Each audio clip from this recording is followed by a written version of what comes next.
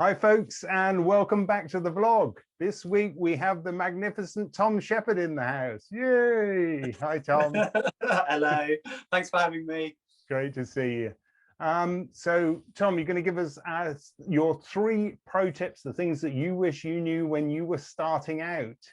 Let's kick off with the heading preparation. What do you mean by this, Tom?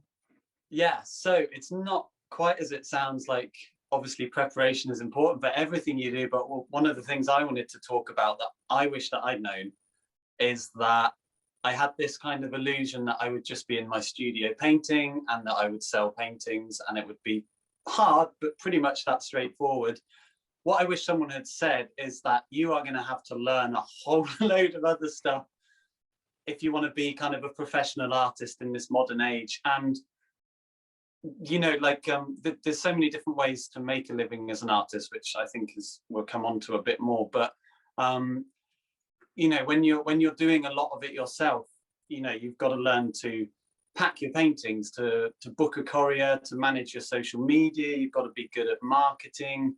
You've got to manage your website. You've got to get good at talking and writing about your art. You've got to get way more organized than I've ever been in my life before, because it doesn't come naturally. So basically, although you are an artist, under that umbrella, there are many, many, many, many other jobs that you have to do, that you will have to get good at, that you'll have to learn. And I think even if you're an artist with an agent, or you work exclusively through galleries, you're still going to have to do all of this stuff in one way or another. So I think, you know, being realistic and preparing people that there are a whole load of other things that you will have to learn as well as your creative craft, I think is such an important point. It's what I said in my book, The Artist's Handbook, is that, you know, it doesn't matter whether you're with a gallery or not, and hopefully you're not just relying entirely on a gallery, because if you are just one very small part of their portfolio, but you are your own portfolio, and it's so important that you see yourself and your business as something that you own and you promote. And so you're dead right. I can't agree with you more on this front. Yeah, definitely. And I think, like you said, even if you're working for a gallery, like you said, it's often silly, that old phrase, to put all your eggs in one basket. So I feel, and I may be wrong, but this is my feeling, that you would be silly to just go with one gallery and do nothing else. Like, you could go with one gallery but do loads of your own stuff, or you go with a few different galleries and do your own stuff. But I think especially COVID has really driven this home the last year, is that you need to have ideally lots of different income streams. And this brings us on to the second point of professionalism. What do you mean by that, Tom?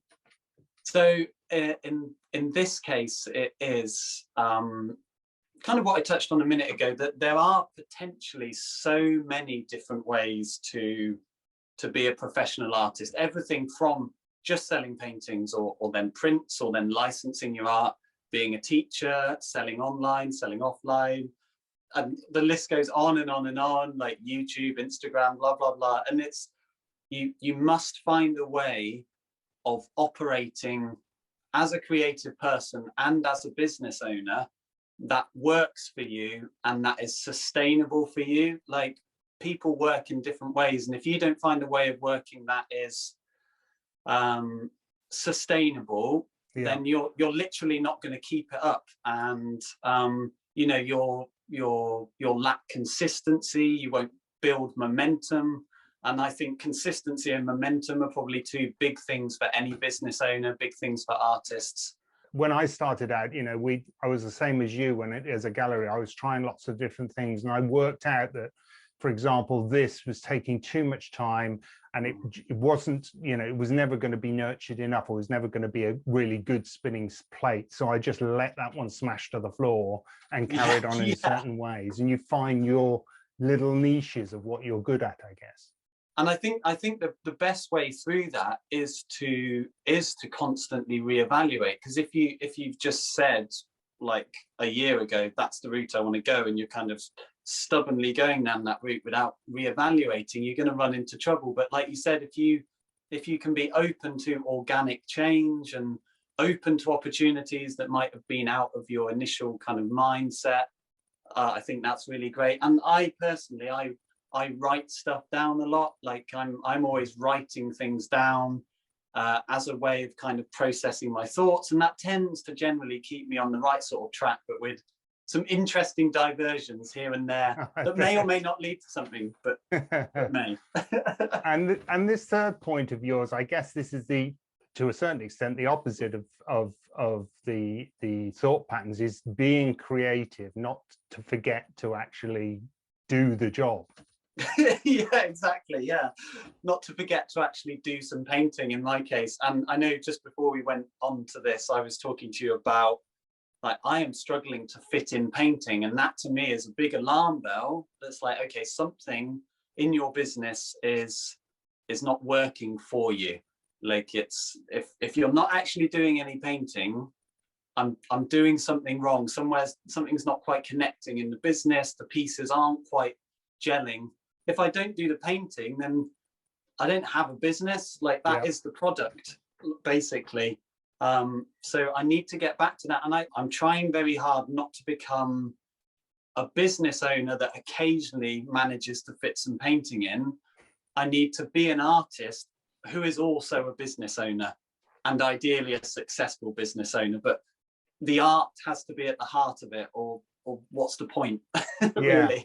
Well, I tell you what, you've hit a nail with me as well. And I guess this is the problem for many successful business owners, is you start down a route and it's fun and it's creative and everything, and then you start getting bogged down with the day-to-day stuff, so much so that you've lost the heart of why you started doing this in the first place. And absolutely. And I think what's interesting is that all of these tasks we're talking about and all of these jobs that need to be done, every job has the bits that we don't want to do. They're not going to go away. But I think it's finding a way, like, it's keeping things enjoyable. Like, I like social media. I like editing and making videos.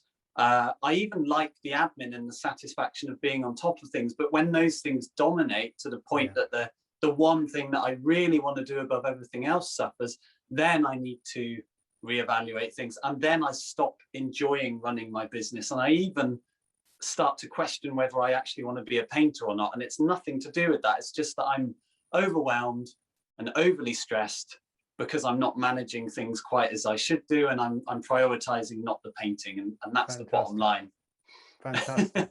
Really great advice, Tom. I agree with you entirely. And so thanks so much for coming over and giving this really, really cool advice. I'm going to leave everybody now with a section of Tom's superb work, so you can enjoy that. And we'll see you next week on the vlog.